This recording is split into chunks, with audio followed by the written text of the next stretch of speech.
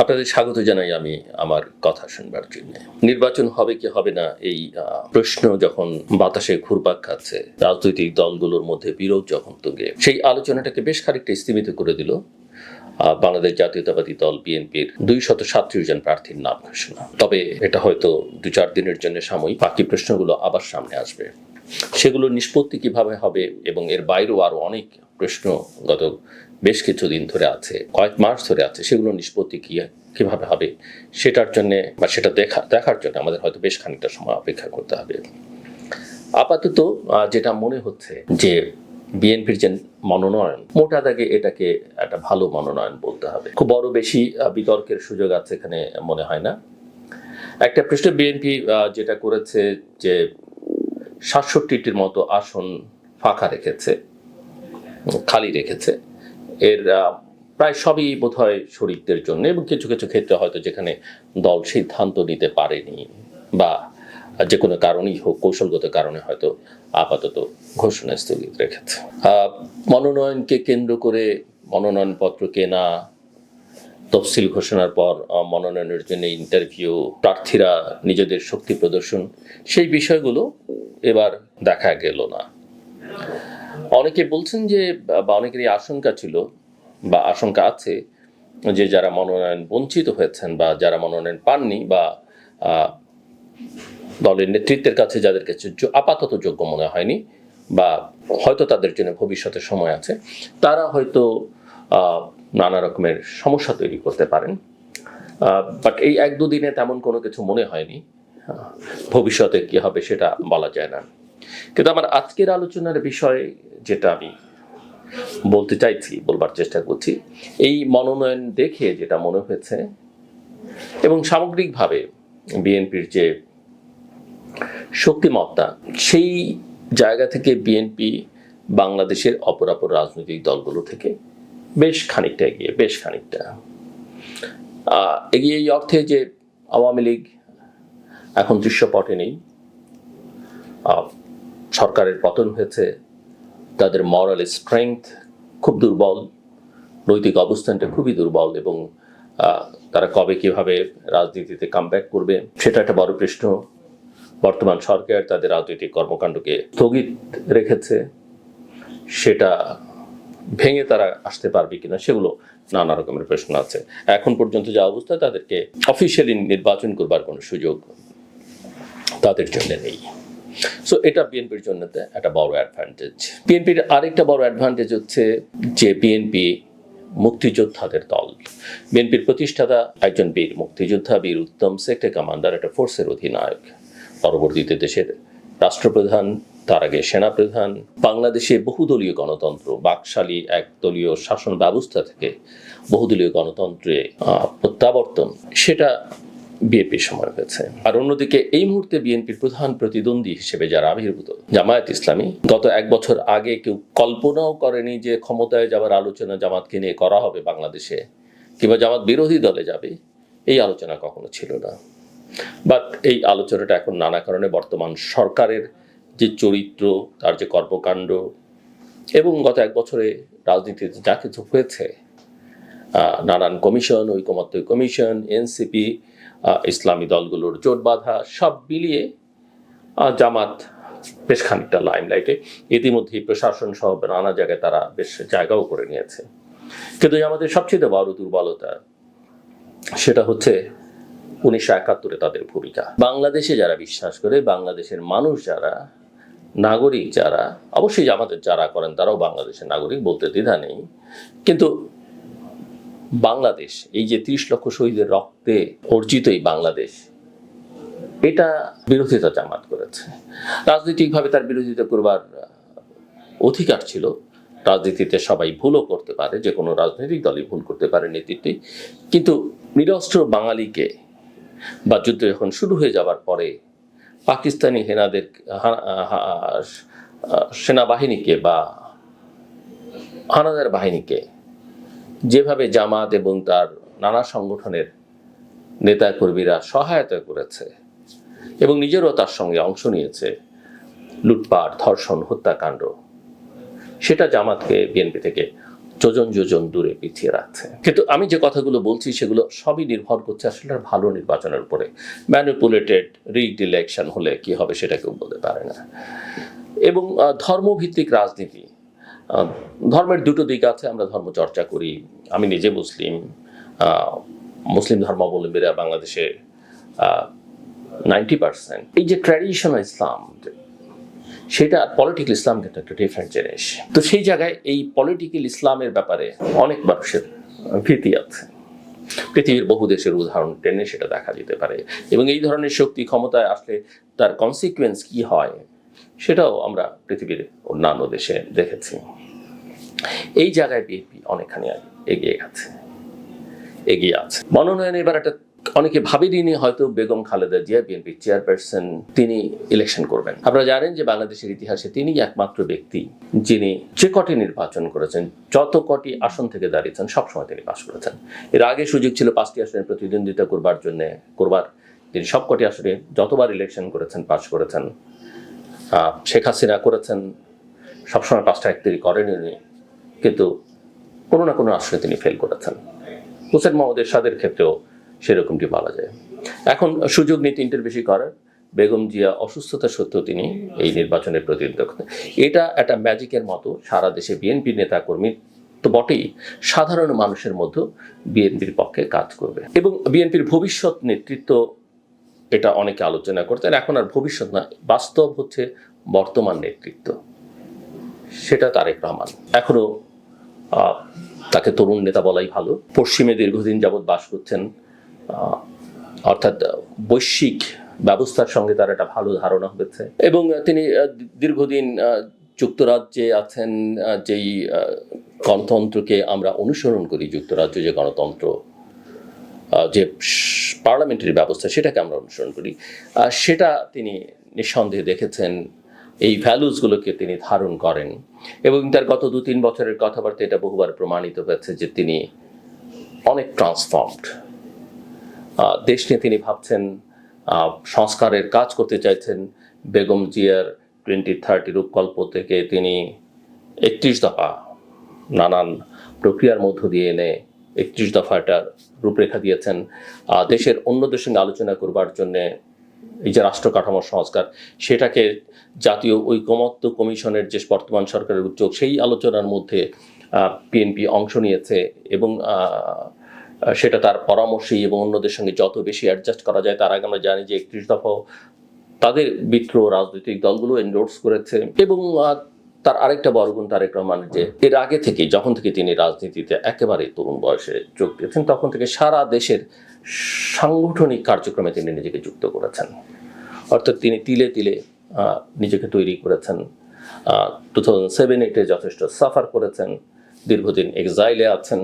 সব মিলিয়ে এই যে নানা প্রক্রিয়ার মধ্যে তিনি যে জায়গায় গেছেন, সেটা তার জন্য একটা বড় শক্তি আমি মনে করি। এবং যে সংস্কারের ভাবনা, একটা তরুণ গোষ্ঠীকে তিনি যুক্ত করতে পেরেছেন বিশ্বের বিভিন্ন প্রান্তে ছড়িয়ে থাকা, যারা তার সঙ্গে পলিসি ইস্যুস নিয়ে কাজ করছে, এবং পলিটিক্সটাকে তারা পলিসি ডিবেটে নিয়ে যেতে চাইছেন।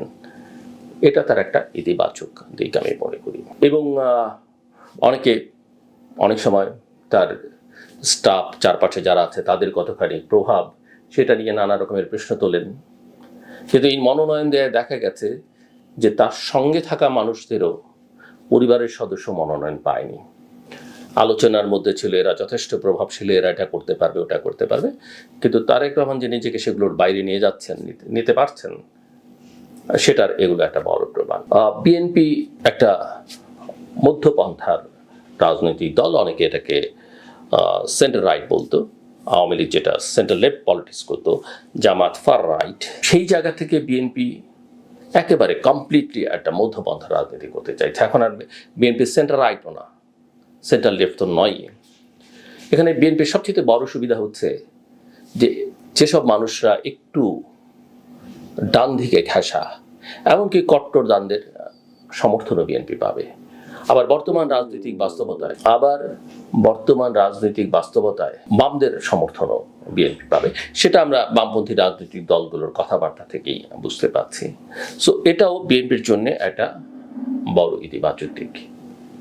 বিএনপির ইতিহাসে কিছু গুরুত্বপূর্ণ দিক আছে যেটা অনেক সময় আলোচনায় আসে না। 1975-এর পর আমরা জানি সেই নির্মম হত্যাকাণ্ডের সময় শেখ মুজিবুর রহমানের দুই কন্যা, বঙ্গবন্ধু শেখ মুজিবের দুই কন্যা শেখ হাসিনা এবং শেখ রেহানা বিদেশে ছিলেন। দেশে তারা আসতে পারতেন না। দেশে এসেছেন বা দেশে আসবার সুযোগ করে দিয়েছিলেন জিয়াউর রহমান, বিএনপির প্রতিষ্ঠাতা, যিনি তখন রাষ্ট্রপতি ছিলেন। এবং আওয়ামী লীগ হিসেবে ফেরত আসার, কারণ ওটা বাকশাল হয়ে গিয়েছিল, সেই সুযোগটা জিয়াউর রহমান করে দিয়েছিলেন। জিয়াউর রহমানের শাসনামল হয়েছিল। জিয়ার শাসনামল নিয়ে অনেক রকমের বিতর্ক আছে। প্রত্যেকটা শাসকেরই শাসনকাল নিয়ে বিতর্ক থাকে, ব্যক্তিগত নানা বিষয় নিয়ে বিতর্ক থাকে। কিন্তু জিয়াউর রহমানের যে ইমেজ, বিশেষ করে স্বজন প্রীতির মধ্যে তার কোনো তিনি ঢোকেননি, তিনি কোনো পার্সোনালি কোনো ফাইন্যান্সিয়াল ক্রাইমের সঙ্গে করাপশন তাকে স্পর্শ করেনি, এগুলো বাংলাদেশের রাজনৈতিক ইতিহাসে মিথ হিসেবে আছে এবং রিয়ালিটিও এটা সত্যি ঘটনা। তো এটাও বিএনপির একটা বড় শক্তি। আর বেগম জিয়ার যে পার্সোনালিটি এবং গণতন্ত্রের জন্য সংগ্রাম করতে করতে করতে তিনি ক্ষমতায় গেছেন, সংসদে গেছেন। বিপরীতে তার প্রতিদ্বন্দ্বী যিনি ছিলেন তিনি অনেক মুখরা ছিলেন, সেটাও বিএনপির জন্য একটা বড় শক্তি। এবং আজকেও যদি এই যে ইনক্লুসিভ পলিটিক্স, সবার মত প্রকাশের স্বাধীনতা, সেটাও নিশ্চিত হতে পারে একমাত্র বিএনপি করতে পারে। যে কারণে সবাই যারা বিএনপির বিরোধিতা এতকাল করে, বিএনপির রাজনীতির সমালোচনা করেছে, বিএনপিকে প্রতিপক্ষ হিসেবে দেখেছে, বিএনপিকে নিশ্চিহ্ন করতে চেয়েছে, তারাও এখন বিএনপির মধ্যে সম্ভাবনা দেখে, বিএনপির মধ্যে নিজেদের ভবিষ্যৎ খোঁজার চেষ্টা করে। এটাও বিএনপির জন্য একটা ইতিবাচক দিক। এত সমালোচনা জিয়াউর রহমানকে নিয়ে আওয়ামী লীগ করেছে, শেখ হাসিনা করেছেন, তারেক রহমানকে নিয়ে এমন কোনো অশ্লীল ভাষা নেই তিনি করেননি উচ্চারণ। বেগম খালেদা জিয়াকে নানাভাবে ছোট করবার চেষ্টা করেছেন, কিন্তু ইতিহাস যার পক্ষে, প্রকৃতি যার পক্ষে, সৃষ্টিকর্তা যার পক্ষে, তাকে কেউ দুর্বল করতে পারে না। এবং লক্ষ্য করবেন যে বঙ্গবন্ধু শেখ মুজিবুর রহমানের নাম শ্রদ্ধার সঙ্গে এমনকি পার্লামেন্টে দাঁড়িয়ে বেগম খালেদা জিয়া উচ্চারণ করেছেন। আপনাদের স্মরণ থাকবার কথা কারো তারেক রহমান টুঙ্গিপাড়ায় গিয়েছিলেন শেখ মুজিবুর রহমানের মাজার জিয়ারত করতে। রাজনীতিতে এই যে সৌজন্যতা, এই যে অন্যকে সম্মান দেবার যে কালচার, সেটা এখনো বিএনপির ঝুড়িতে অন্য যে কারো চেয়ে বেশি।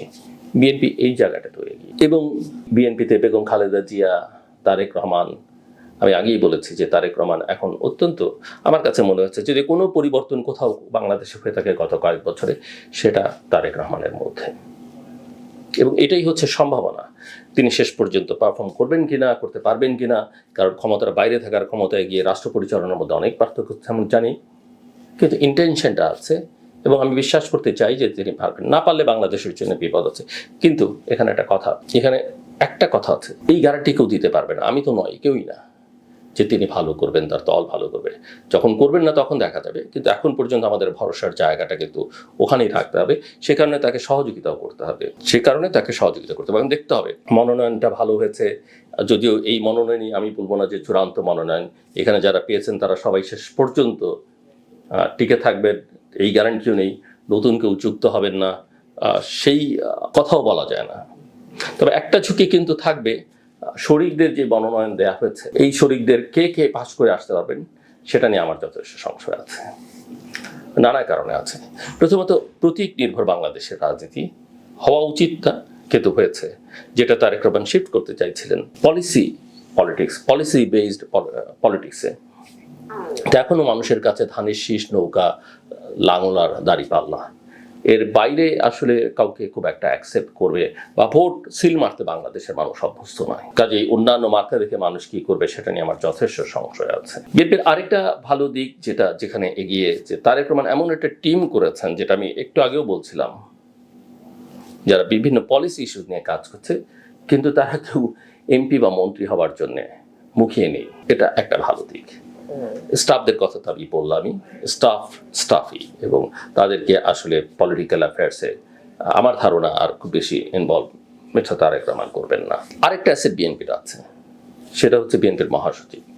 সাম্প্রতিককালে আমরা তার কিছু কিছু বক্তব্য নিয়ে সমালোচনা করেছি, আমরা, এটা আমাদের কাজ।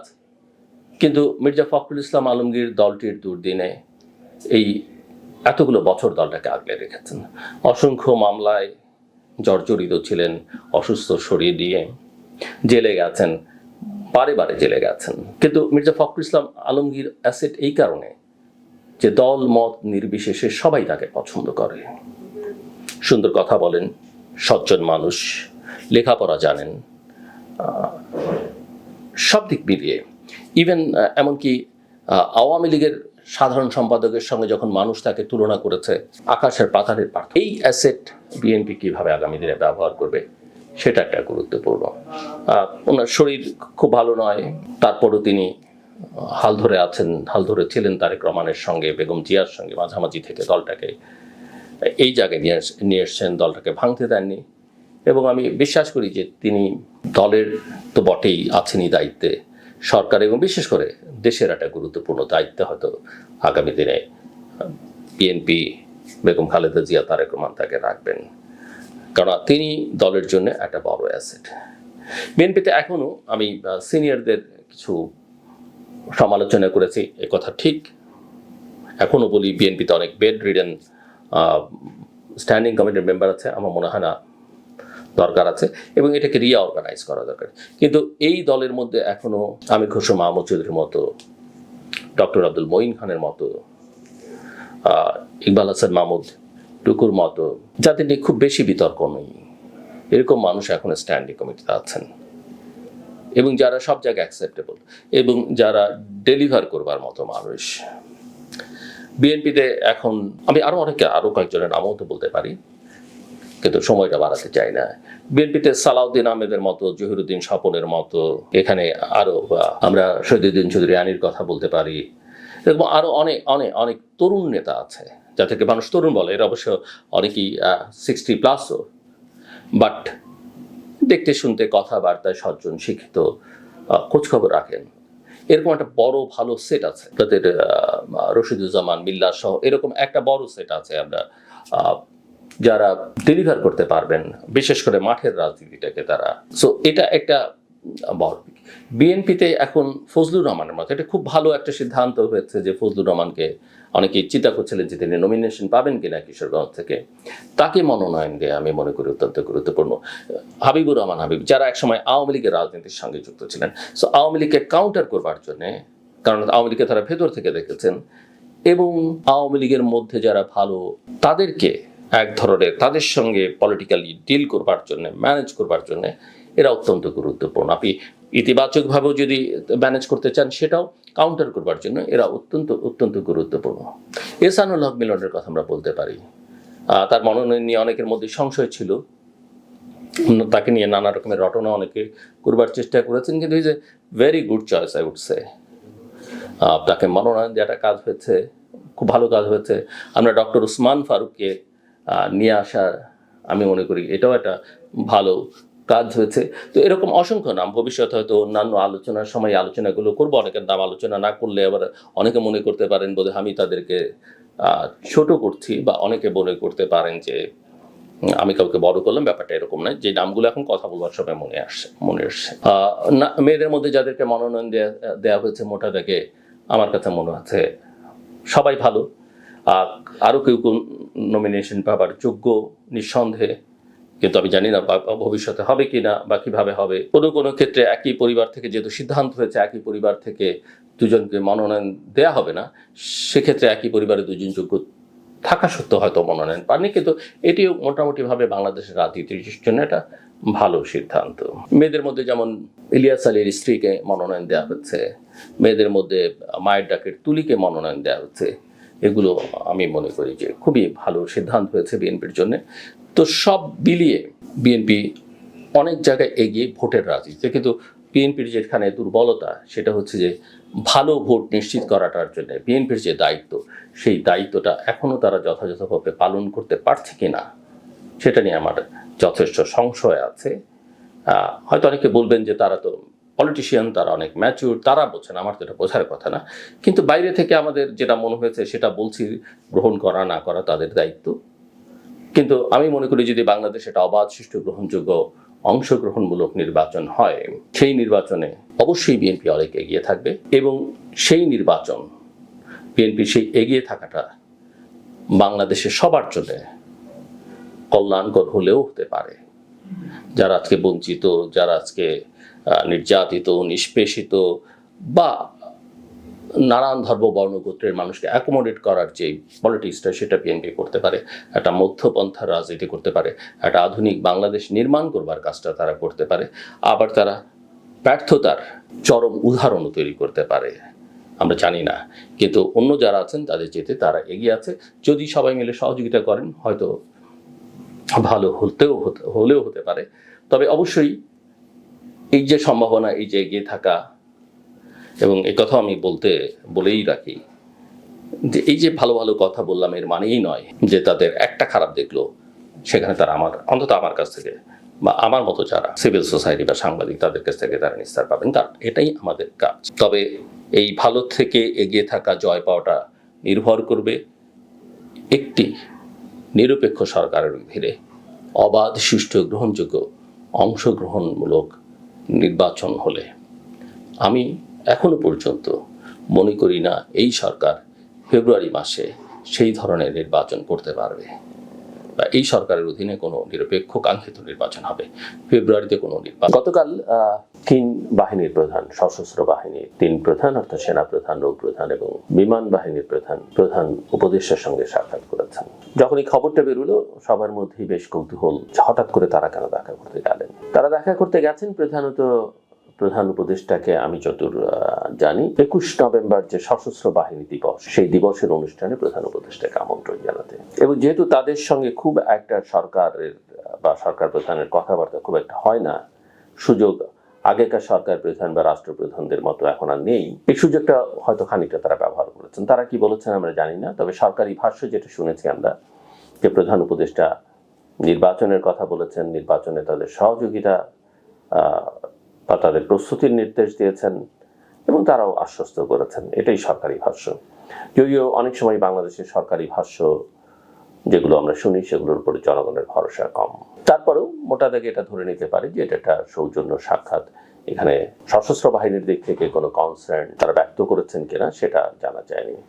তবে যারা সেনা প্রধানকে সরিয়ে দিতে চাইছেন, এই সাক্ষাতের খবরকে তারা বেশ ফলো করে বা ইতিবাচকভাবে সোশ্যাল মিডিয়াতে প্রচার করবার চেষ্টা করছেন যে সশস্ত্র বাহিনী সরকারের সঙ্গে আছে, এমনকি জেনারেল ওয়াকারও আছেন। পরোক্ষভাবে সেটাই বোঝা যায়। নিঃসন্দেহে সেটা আছেন, যতক্ষণ তারা আছেন ততক্ষণ সরকার টিকে থাকে। সশস্ত্র বাহিনী যখন কোনো সরকারের উপর থেকে, বিশেষ করে সেনাবাহিনী, তার সমর্থন তুলে নেয়, সেই সরকারের পক্ষে ক্ষমতায় টিকে থাকা খুব কঠিন হয়। পৃথিবীর সব দেশের জন্য এটা প্রযোজ্য।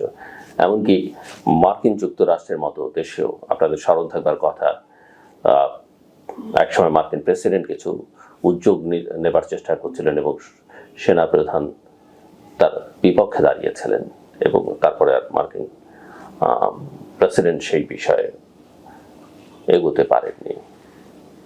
বাংলাদেশের রাজনীতি নিয়ে ভারত একটা অত্যন্ত গুরুত্বপূর্ণ বিষয়। ভারত এবং ভারতের প্রভাব নিয়ে এখানে মানুষের মধ্যে ক্ষোভ আছে, কষ্ট আছে, বিক্ষোভ আছে। ভারতের national security adviser Ajit Doval বাংলাদেশের মানুষের কাছে অত্যন্ত পরিচিত নাম, এবং বিগত দিনগুলোতে সরকারের অর্থাৎ শেখ হাসিনার সরকারের প্রতি তাদের সমর্থন, তার ভূমিকা, সেগুলো নিয়েও করিডোরে নানা রকমের আলোচনা আছেন। সম্প্রতি 2 দিন আগে তিনি একটা অনুষ্ঠানে বলেছেন যে এই যে দক্ষিণ এশিয়ার বিভিন্ন দেশে, বাংলাদেশে, নেপালে, শ্রীলঙ্কায় সরকারগুলো বদল হলো, সেগুলো অদক্ষ শাসনের কারণে। অর্থাৎ ভারতের অত্যন্ত গুরুত্বপূর্ণ এই ব্যক্তিটি প্রকাশ্যে স্বীকার করলেন যে এই দেশগুলোতে অদক্ষ শাসন ছিল। সুশাসন তো পরের কথা, শাসনটাই দুর্বল ছিল এবং অদক্ষতা বাংলাদেশে ছিল। সেটা আমার মনে হয় এই কথার মধ্য দিয়ে ভারতীয় নেতৃত্বের যে স্বীকারোক্তি, তারা যে মেনে নিয়েছেন বিষয়টা, এই প্রথমবারের মতো আনুষ্ঠানিকভাবে তারা অ্যাডমিট করলেন, আমি বলবো। জুলাই সনদ নিয়ে এখনো নানা রকমের এর বাস্তবায়ন প্রক্রিয়া কি হবে, গণভোট আগে হবে না পরে হবে, নানা রকমের কথাবার্তা আছে। রাজনৈতিক দলগুলো তাদের অবস্থান প্রায় নিয়মিতই পরিবর্তন করছেন। এনসিপি এখন বলছে যে গণভোটটা জাতীয় সংসদ নির্বাচনের দিনও হতে পারে, যেমনটা বিএনপি বলছে। তবে এনসিপির আক্রমণের লক্ষ্যবস্তু থেকে বিএনপির এখনো নিষ্কৃতি মিলছে না। যদিও আমরা আলোচনার খবরাখবর বিভিন্ন মহলে শুনতে পাই যে এনসিপি নির্বাচনী একটা সমঝোতা করবার জন্য বিএনপির সঙ্গে চেষ্টা করছে, এবং বিএনপির দিক থেকেও খুব একটা যে অনাগ্রহ সেটা মনে হচ্ছে না। জুলাই সনদের বাস্তবায়নের আদেশটা তারা চাচ্ছেন এবং সেটাকে প্রধান উপদেষ্টা কি করতে হবে এই বিষয়ে এনসিপি অনড়। ওদিকে এনসিপির যে শাপলা প্রতীকের দাবি, সেই দাবির প্রেক্ষিতে আপনারা ইতিমধ্যেই জানেন যে নির্বাচন কমিশন একটা সিদ্ধান্ত নিয়েছে যে শাপলা কলি প্রতীক, এটা নিয়ে অনেকদিন ধরে কেউ কেউ লিখছেন যে এরকম একটা সমাধান বের করা যায় কিনা, সেরকম একটা প্রতীককে তারা প্রতীকের তালিকায় অন্তর্ভুক্ত করেছে। কিন্তু আমার প্রশ্ন হচ্ছে যে একটি দলের দাবির প্রেক্ষিতে নির্বাচন কমিশন এই সিদ্ধান্ত নিতে পারে কিনা, নেওয়া উচিত কিনা, এবং এতে নির্বাচন কমিশনের যে নিরপেক্ষতা সেটা ক্ষুণ্ণ হয় কিনা। যদিও এনসিপি এখনো তাতেও সন্তুষ্ট নয়, তাদের শাপলা প্রতীকই চাই। এবং এনসিপিকে মাঝখানে যতখানি দুর্বল মনে হয়েছিল অন্তত কথাবার্তায়, আচার আচরণে, সেটা অনেকখানি এখন আর নেই আবার মনে হচ্ছে। তারা তাদের পুরনো রূপে ফেরত গেছে। জুলাই সনদ বাস্তবায়ন আদেশ, গণভোট আগে, এসব নিয়ে জামাত এখনো তাদের অবস্থানে অনড়। জামাতের সঙ্গে আমরা একই সুরে ইসলামী আন্দোলন এবং অন্যান্য কিছু ইসলামিক দলকেও কথা বলতে শুনছি, এবং তারা এই জায়গাটাতে বেশ অনড় বলে মনে হচ্ছে। কিন্তু একই সঙ্গে আমরা এই আলোচনাও শুনতে পাই যে গোপনে হলেও বিএনপি এবং জামাতের মধ্যে একটা আন্ডারস্ট্যান্ডিং এর চেষ্টা চলছে, এবং সরকারের ভেতরকার কুশীলবরাও এই প্রক্রিয়ার মধ্যে যুক্ত, যে কোনোভাবেই নির্বাচনটা করতে হবে। হ্যাঁ, আমরা সবাই চাই একটা নির্বাচন হোক এবং নির্বাচন ভালো হোক, নির্বাচন নিয়ে ভবিষ্যতে যেন কোনো প্রশ্ন না ওঠে। আমি প্রফেসর মোহাম্মদ ইউনূস যেমনটা বলছেন যে ইতিহাসের সেরা নির্বাচন করতে পারলে তো খুবই ভালো। যদিও বাংলাদেশের ইতিহাসের সেরা নির্বাচন 1991 সালের নির্বাচন, অন্তত নিজের পক্ষে সেরকম কাছাকাছি একটা নির্বাচন হলো মানুষ সন্তুষ্ট হবে। 91 না হোক, এমনকি 96 এর মতো একটা নির্বাচনও যদি হয়, কিংবা 2001-এর মতো একটা নির্বাচনও যদি হয়, মানুষ খুশি হবে। 8 নিয়ে নানা রকমের বিতর্ক আছে যে এই ইঞ্জিনিয়ারিংটা গোপনে হয়েছে, যেমনটা অনেকের আশঙ্কা। আগামী ফেব্রুয়ারিতে যদি নির্বাচন হয়, সেই নির্বাচন হবে। তো আমি যেটা বলছিলাম, এই যে বিএনপি এবং তার মিত্রদের সঙ্গে এখন আবার জামাত, এনসিপি, এদের সঙ্গে যদি কোনো আন্ডারস্ট্যান্ডিং করে আসন ভাগাভাগি করা হয়, তাহলে আমার কাছে এটা একটা মকারই হবে, এটা একটা ফার্স্ট ইলেকশনই হবে। কেননা এই আসন ভাগাভাগি করে ইলেকশন করবার কি মানে আছে জনগণের পয়সা খরচ করে? আমি জানি না। কারণ শুধু জনগণের সঙ্গে প্রতারণা নয়, আমি মনে করি এইসব দলগুলোর, বিশেষ করে বড় দল হিসেবে বিএনপির নেতাকর্মী, সমর্থক এবং যেসব প্রার্থীরা নিজেদেরকে দীর্ঘদিন যাবৎ তৈরি করছিলেন, যারা অর্থ ব্যয় করেছেন, যারা শ্রম ব্যয় করেছেন, জনগণের সঙ্গে সংযোগ রেখেছেন, তাদের সঙ্গে এক ধরনের প্রতারণা হবে। এবং সেটা যদি করতেই হয়, তাহলে আমার মনে হয় যে নির্বাচনের আইডিয়াটা বাদ দিয়ে, কারণ এমনিতেও এই নির্বাচন, এই অন্তর্ভুক্তি বা অংশগ্রহণের যে রূপ আমরা দেখতে পাচ্ছি, তাতে করে এই নির্বাচন নিয়ে প্রশ্ন আসলে থাকবেই। এখন না হোক 5 বছর পরে, 10 বছর পরে হলেও একটা প্রশ্ন থাকবে। কারণ আমরা নির্বাচন বলতে যে নির্বাচন চাই, যে একটা অবাধ, সুষ্ঠু, গ্রহণযোগ্য, অংশগ্রহণমূলক, শান্তিপূর্ণ, অন্তর্ভুক্তিমূলক নির্বাচন, সেই নির্বাচন এখনকার বাস্তবতায় সেটা হচ্ছে না, এবং হচ্ছে না বলেই এটা নিয়ে প্রশ্ন থাকবে। কিন্তু সেই রকম একটা নির্বাচন করতে পারলেও আমি মনে করি যে জনগণের যে ক্ষমতায়ন এবং জনগণের যে সিদ্ধান্ত গ্রহণের ক্ষমতা, সেটা জনগণকে পুরোপুরি দেওয়া যেত। এবং সেটা যদি আমরা এক্সারসাইজ করতে পারতাম, আমাদের অনেকের মধ্যে ফ্যাসিস্টের ফিরে আসা, ওর ফিরে আসা, এই যে আশঙ্কা, সেই আশঙ্কাটা আমার মনে হয় অনেকখানি দূর হতো। আমরা যতটা ভয় পাচ্ছি, বা ভয় পাবার তেমন কিছু নেই, কারণ আমি মনে করি যে জনগণ যাকে যাকে প্রত্যাখ্যান করবার, তাকে ঠিকই প্রত্যাখ্যান করবে। কারণ যদি নির্বাচনটা অবাধ, সুষ্ঠু হয়, এতে ভয় পাবার, এখনো যেমন মনে হয় এই ক্ষমতায় চলে আসতে পারে, ও ক্ষমতায় চলে আসতে পারে, এই আশঙ্কাগুলো অনেকখানি দূর হয়ে যাবে। বাংলাদেশের জনগণ এতটা অবিবেচক নয়। তারা যখন সুযোগ পেয়েছে সঠিক রায় দিয়েছে, তারা যখন সুযোগ পেয়েছে রাস্তায় ঠিকই নেমেছে। কাজে আমি যেটা বলছি যে সেরকম নির্বাচন যদি আমরা না করতে পারি, সেই সদিচ্ছা যদি আমাদের না থাকে, বা আমাদের মধ্যে কোনো ভীতি থাকে, আছে যা তা নিয়ে নির্বাচন করতে চাইলেও আমি মনে করি, এবং তার মধ্যে যদি আবার এই ধরনের আন্ডারস্ট্যান্ডিং হয়, এমনিতে তো সরকারের সক্ষমতা নিয়ে আমার প্রশ্নই আছে যে তারা আসলে নির্বাচনটা করতে পারবেন কিনা, তাদের নিরপেক্ষতা নিয়েও প্রশ্ন আছে। কিন্তু সেই নির্বাচনটা যদি তারপরও হয়, আমি মনে করি এই আন্ডারস্ট্যান্ডিংটা হলে সেই নির্বাচন না করাই ভালো। বরং তার চাইতে, যেমনটা বিএনপির বক্তব্য ছিল যে তারা ক্ষমতায় গেলে আন্দোলনের সকল মিত্রদের নিয়ে তারা সরকার গঠন করবে, সেই সরকারটা তারা এখনই করে ফেলতে পারে, একটা জাতীয় সরকার তারা করতে পারে। কারণ বিএনপির অনেক নেতাও বিভিন্ন জায়গায় বলেছেন আগে যে একদম অভ্যুত্থানের পরই আসলে তাদের একটা জাতীয় সরকার করা দরকার ছিল। তো সেক্ষেত্রে ওই পরে মন্ত্রী বানাতে হবে, সংসদে সিট দিতে হবে, এর চাইতে এখনই যদি এগুলো ভাগটাগ করে সরকার পরিচালনার জন্য তারা একটা আন্ডারস্ট্যান্ডিং করে দেশটা চালাতে পারেন, হতে পারে। তাতে হয়তো বিএনপি কতখানি লাভবান হবে বা অন্যরা কতখানি লাভবান হবে, দেশের কি কল্যাণ হবে সেটি নিয়ে সংশয় থাকতে পারে। কিন্তু অ্যাটলিস্ট আমাদের দেশের অর্থনীতির অবস্থা তো একদমই ভালো না, আমরা জানি। 1.5 কোটি থেকে এখন 3 কোটি মানুষ দারিদ্র্য সীমার নিচে নেমে যাওয়ার আশঙ্কা তৈরি হয়েছে। সো এই জায়গাটা থেকে, মানে 1.5 কোটি হবে, অনেকে 3 কোটিও বলছেন, এই জায়গা থেকে মুক্তির জন্য আমার মনে হয় তাহলে আর এত পয়সা টয়সা খরচ করে লাভ নেই দেশের জনগণের অর্থ। আর নির্বাচনটা হবে কিভাবে? এই যে একটা সিদ্ধান্ত হলো যে গত 3টে নির্বাচনে যারা অংশ নিয়েছিলেন, নির্বাচনের দায়িত্ব ছিলেন প্রশাসনের, তাদেরকে এই নির্বাচন থেকে বাইরে রাখা হবে। তাহলে আপনি লোক পাবেন কোথায়? এখন বলা হচ্ছে যে ডিসি খুঁজে পাওয়া যাচ্ছে না। তো আপনি 64টা জেলার জন্য ডিসি ঠিকঠাক মতো খুঁজে পাচ্ছেন না, সেরকম ভালো নিরপেক্ষ। আপনি তাহলে নির্বাচন করতে তো অসংখ্য প্রশাসনিক কর্মকর্তা লাগে, তাদেরকে বাদ দিয়ে আপনি কিভাবে নির্বাচন করবেন? আমি বুঝি না। আর বাদ দিয়ে আপনি কি তার মতো তাদেরকে প্রশাসন থেকে বিদায় করেছেন? বিদায় করে কি আপনি নতুন রিক্রুট করেছেন? সেটাও তো করেননি। তো আমার মনে হয় গোঁজামিল দিয়ে অনেক কিছু করা যায়, কিন্তু তাতে নিজের কল্যাণ হয় না, চারপাশের কল্যাণ হয় না।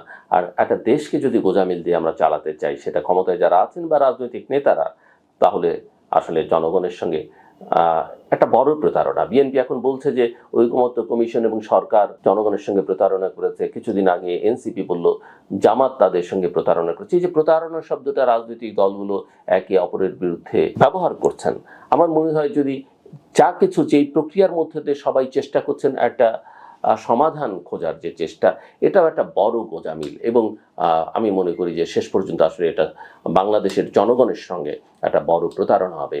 এই মানুষ 24-এ এই যে এত মানুষ জীবন দিল, তারা এই গণতন্ত্রের জন্যে, এই গণতন্ত্রের চর্চার জন্যে, এই গণতান্ত্রিক প্রক্রিয়া উত্তরণের এই প্রক্রিয়ার জন্যে রক্ত দেয়নি। নির্বাচন নিয়ে একটা তোড়জোড় শুরু হয়েছে, আমরা দেখতে পাচ্ছি বিভিন্ন রাজনৈতিক দল এটি নিয়ে নানা রকমের কাজকর্ম করছে। নির্বাচন কমিশনে কিছু তৎপরতা দেখাচ্ছে এবং সরকার তো বলছেই যে ফেব্রুয়ারিতে নির্বাচন হবে এবং কোনো পরিস্থিতি নির্বাচন মানে একদিনও পেছানো যাবে না, বা চেষ্টা করলে সেটা রুখে দেওয়া হবে, এরকম একটা ভাব সরকারের মধ্যে আছে। আমার কথাকে কেউ যেন বিকৃত না করেন, তার জন্যে আমি নির্বাচন সংক্রান্ত বিষয়ে আমার মূল কথার পুনরাবৃত্তিটা আরেকবার করতে চাই। আমি ফেব্রুয়ারি মাসে নির্বাচন দেখি না, প্রথম কথা। কিন্তু রাজনীতিতে একেবারে মেপে 3 ক্ষণ ধরে কথা বলা খুব কঠিন। তারপরে আমি বলছি আমি ফেব্রুয়ারিতে নির্বাচন দেখি। হ্যাঁ, নির্বাচন একটা হতে পারে, কিন্তু সেটা কোনো নির্বাচন হবে না। এটা হচ্ছে আমার দ্বিতীয় কথা, মাথায় রাখতে হবে। এটা 2014, 18, 24-এর ধারাবাহিকতার একটা নির্বাচন হবে, একপক্ষীয় নির্বাচন, একটা ফার্স্ট ইলেকশন, অনেক সংঘাতময় নির্বাচন হবে। এই সংঘাত টংঘাত আমি যখন বলি তখন অনেকে আমাকে আবার বকাঝকা করেন, ট্রল করেন। কিন্তু সরকারের উপদেষ্টারা বা কর্তা ব্যক্তিরা যদি বলেন যে আগামী কয়েক মাস এর মধ্যে দেশ সংঘাতময় হয়ে উঠবে, তখন কারো খুব একটা খারাপ লাগে না তাতে। যাই হোক, এবং তৃতীয় কথা হচ্ছে এই নির্বাচনটিতে মূলত আমি এই কথা বহুবার বলেছি যে নির্বাচনটা অনেক আগে হয়ে যাওয়া উচিত ছিল। নির্বাচনটা ডিসেম্বরের মধ্যে হওয়াটাই বাঞ্ছনীয় ছিল। এবং আমি এটা বলেছি যখন আমি বিএনপিকে নিয়ে কথা বলেছি যে নির্বাচন যত পেছোতে থাকবে, নির্বাচনটা বিএনপির ধীরে ধীরে হাতছাড়া হয়ে যেতে থাকবে, অর্থাৎ ফলাফলটা হাতছাড়া হয়ে যেতে থাকবে। They will lose their ground, এবং সেটা এখন অনেকখানি হচ্ছে।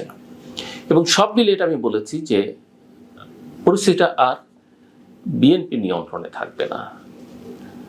আওয়ামী লীগ যেহেতু সিনে নেই, আওয়ামী লীগ নিয়ে আমি সেই আলোচনাটা করছি না, কিন্তু দুটো দল যেহেতু প্রধান, আওয়ামী লীগ এবং বিএনপি, বা বিএনপি এবং আওয়ামী লীগ, সেই বিবেচনায় বিএনপির এটা নিয়ন্ত্রণের বাইরে চলে যাবে। এবং বিএনপিকে এমনভাবে এক ঘরে করে ফেলার চেষ্টা চলবে যাতে করে শেষ পর্যন্ত ফলাফলটা, আপনি সেটা নিয়ে কারচুপির অভিযোগ করতে পারেন, আপনি সেটাকে ইঞ্জিনিয়ার্ড ইলেকশন বলতে পারবেন, ম্যানিপুলেটেড ইলেকশন বলতে পারবেন, আপনি অনেক কিছুই বলতে পারবেন, কিন্তু ফলাফলটা যেটা শেষ পর্যন্ত প্রকাশিত হবে সেটা বিএনপির অনুকূলে নাও থাকতে পারে। কথাটা, আমার মূল কথা হচ্ছে এটা।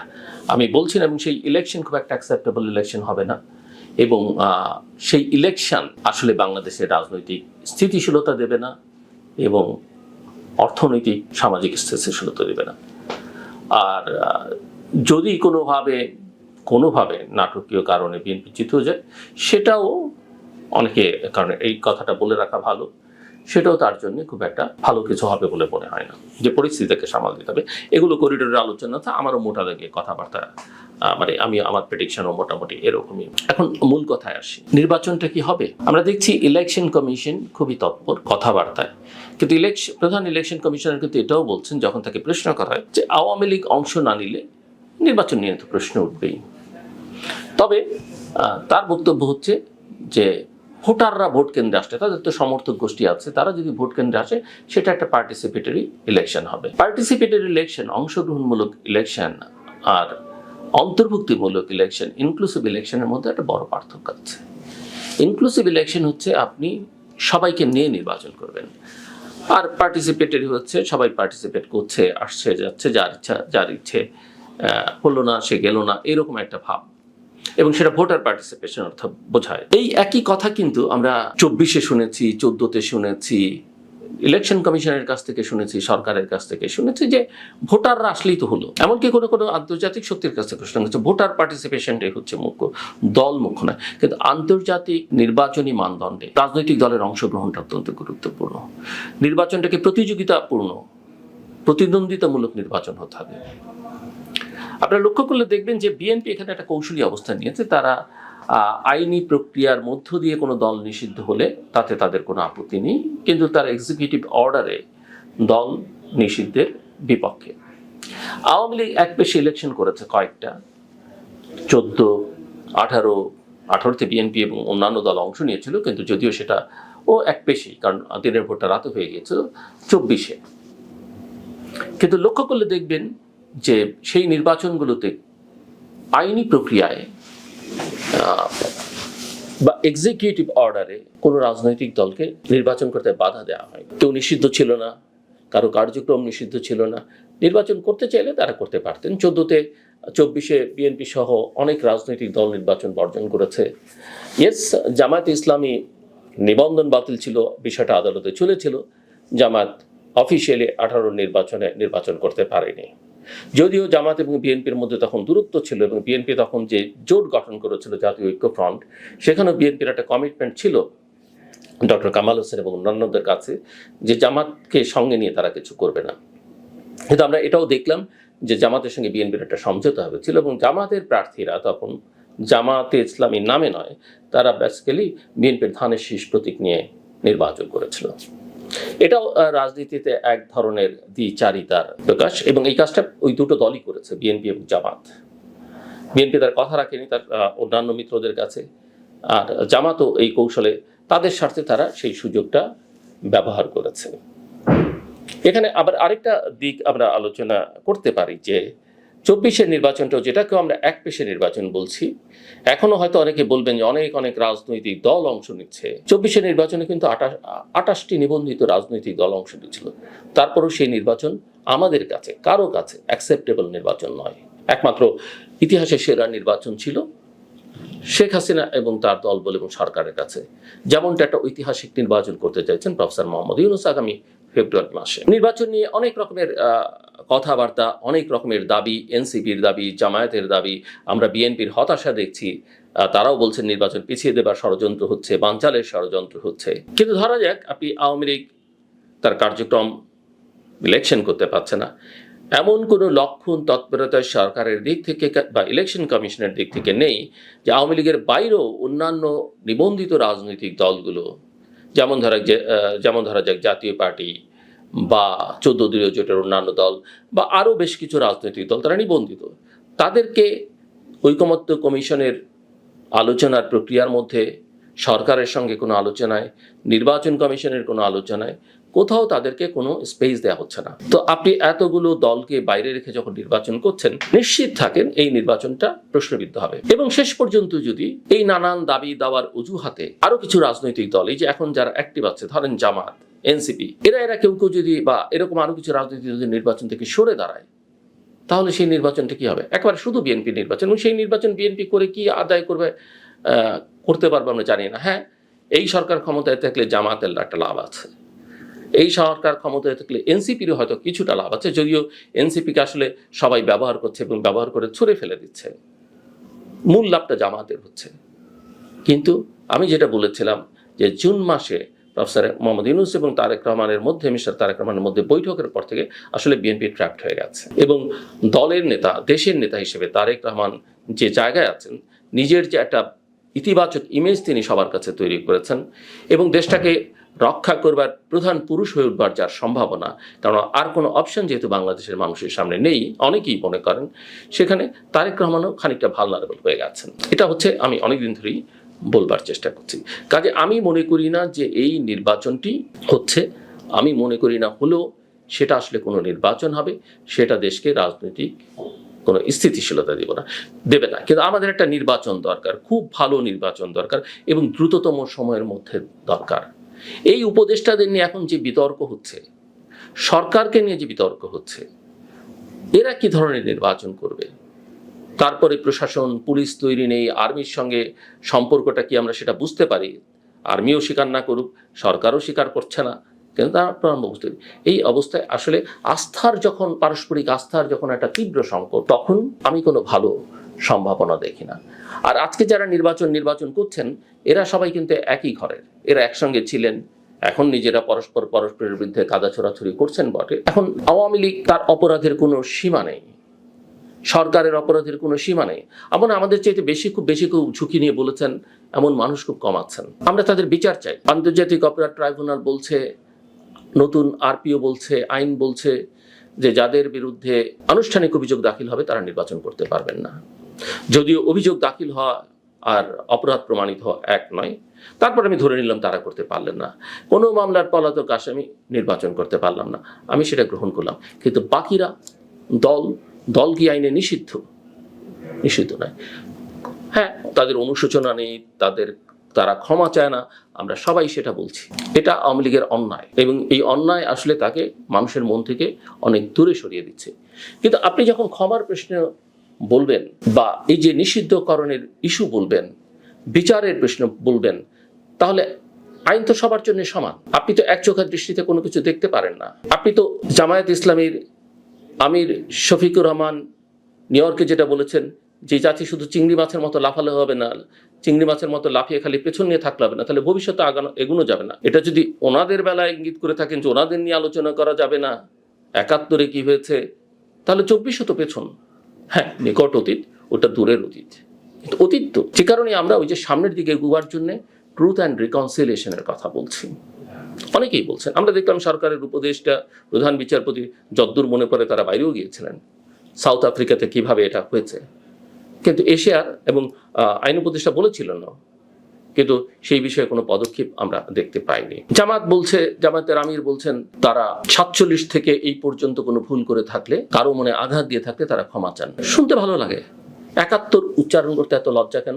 ৭১ যে অপরাধ, এই যে ৩০ লক্ষ মানুষ মারা গেল, এবং তাদের মারা যাওয়ায়, তাদের হত্যাকাণ্ডে জামায়াতের নেতা কর্মীদের যে ভূমিকা, রাজাকার আলবদর আল শামস করে পাকিস্তানি হায়নাদের সেনাবাহিনীকে তারা যে সহায়তা করেছে লুটতরাজে, ধর্ষণে, অগ্নিসংযোগে, হত্যাকাণ্ডে, সেটার জন্য ক্ষমা চাইতে হবে না? ওটা একটা রাজনৈতিক ভুল। এখন তো আওয়ামী লীগও বলবে আমাদেরটাও রাজনৈতিক ভুল। কিন্তু লক্ষ্য করলে দেখবেন, তারা অনেক সময় বলে যান আমাদের নেতারা অতীত ক্ষমা চেয়েছে। কোনো নেতা তাদের কখনো ক্ষমা চাননি। মিস্টার গোলাম আজম ক্ষমা চাননি। তিনি, হ্যাঁ, আমার যদি কোনো ভুল হয়ে থাকে, ভুল মানুষেরই হয়। ৭১ আমাদের রাজনৈতিক সিদ্ধান্ত ছিল, ভুল হয়েছে। আমরা রাজনৈতিকভাবে মনে করেছিলাম পাকিস্তান ঠিক আছে, পাকিস্তানের ঐক্য ধরে রাখা দরকার। আমাদের সিদ্ধান্ত ভুল হয়েছে। সিদ্ধান্ত ভুল হওয়ায় কোনো আপত্তি নেই। আপনি পাকিস্তানের পক্ষে থাকা আপত্তি নেই, থাকতেই পারে। আপনার রাজনৈতিক সিদ্ধান্ত ভুল প্রমাণিত হচ্ছে, ভুল হয়, সব দলেরই ভুল, রাজনীতিতে ভুল সিদ্ধান্ত নেয় অনেক সময়। কিন্তু এই যে হত্যাকাণ্ড, অগ্নিসংযোগ, ধর্ষণ, লুটতরাজ, সেটাকে আমরা কিভাবে ক্ষমা করব? আর যখন আপনি দেখছেন লক্ষ লক্ষ মানুষের জীবন যাচ্ছে দেশটির স্বাধীনতার জন্য, এমনকি স্বাধীনতার দ্বার প্রান্তে যখন নিশ্চিত বাংলাদেশের বিজয়, তখনও তো জামাত ঘুরে দাঁড়ায়নি। না, এটা অ্যাকসেপ্টেবল নয়। বরং 16ই ডিসেম্বর আমরা স্বাধীন হয়েছি, 14ই ডিসেম্বর বুদ্ধিজীবী হত্যাকাণ্ডে, সারা দেশের মেধাবী মানুষদের হত্যাকাণ্ডে জামায়াতের খুব গুরুত্বপূর্ণ ভূমিকা ছিল, সবাই আমরা জানি। তো আপনি সেটা বলবেন না যে হ্যাঁ আমরা অন্যায় করেছি বা আমাদের পূর্বপুরুষরা অন্যায় করেছে, আমরা তার জন্য ক্ষমা চাই।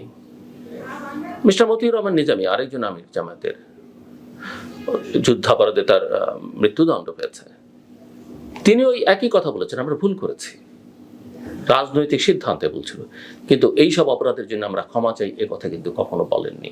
কাজেই জামাত বলছে না, আওয়ামী লীগকে বলতে হবে। আমি মনে করি আওয়ামী লীগকে বলতে হবে, জামাত না বললে আওয়ামী লীগকে বলতে হবে। কিন্তু আমি যখন কথা বলবো, আপনি যখন কথা বলবেন, রাষ্ট্র যখন এই বিষয়টা দেখবে, আইন যখন দেখবে, সরকার যখন এটা বিবেচনা করবে, তখন আপনাকে দুটোই বলতে হবে। এবং এটা মাথায় রাখতে হবে, আমাদের ইতিহাসের সবচেয়ে মূল্যবান, উল্লেখযোগ্য, গৌরবময় অধ্যায় হচ্ছে 1971 আমাদের মহান মুক্তিযুদ্ধ। আপনি আওয়ামী লীগকে তার মানবতা বিরোধী অপরাধের জন্য কার্যক্রম স্থগিত করেছেন। আপনি কি জামায়াত ইসলামীর বিচার কখনো করেছেন বাংলাদেশে দল হিসেবে? আইনি প্রক্রিয়া, আমরা জামাতের যখন শেখ হাসিনার সরকার এক্সিকিউটিভ অর্ডারে জামাতকে নিষিদ্ধ করেছে, আমরা সবাই সমালোচনা করেছি, আমিও করেছি, এটা কোনো প্রক্রিয়া নয়। কিন্তু আওয়ামী লীগকে ব্যান করতে হলে জামাতকেও করতে হবে, আর না হয় এটা আইনের উপরে ছেড়ে দিতে হবে, বিচারিক প্রক্রিয়ার উপরে ছেড়ে দিতে হবে, বিচার যেটা সাব্যস্ত করবে সেটাই হবে। আওয়ামী লীগ দল হিসেবে দোষী হলে নিষিদ্ধ, আইন যদি অ্যালাউ করে, আদালত যদি বলে নিষিদ্ধ হতে পারে, একইভাবে জামাতও হতে পারে, নাও হতে পারে, কিন্তু সিদ্ধান্তটা আদালতের হাতে ছেড়ে দিতে হবে। এবং আইনটা আবার যথাযথ গ্রহণযোগ্য আইন হতে হবে, বিচারিক প্রক্রিয়াটা স্বচ্ছ হতে হবে, আদালত নিয়ে কোনো প্রশ্ন তুলবার যেন সুযোগ না থাকে, প্রসিকিউশনে প্রশ্ন তুলবার জন্য সুযোগ না থাকে, ইনভেস্টিগেশন প্রক্রিয়া নিয়ে প্রশ্ন তুলবার যেন সুযোগ না থাকে, সেগুলোকে নিশ্চিত করতে হবে। এবং সেটা যদি না করি আমরা, এক চোখে দেখলে এক চোখা নীতি আখেরে ফল ভালো দেয় না, বাংলাদেশের ভবিষ্যৎ তাতে কোনো ভালো ফল দেবে না।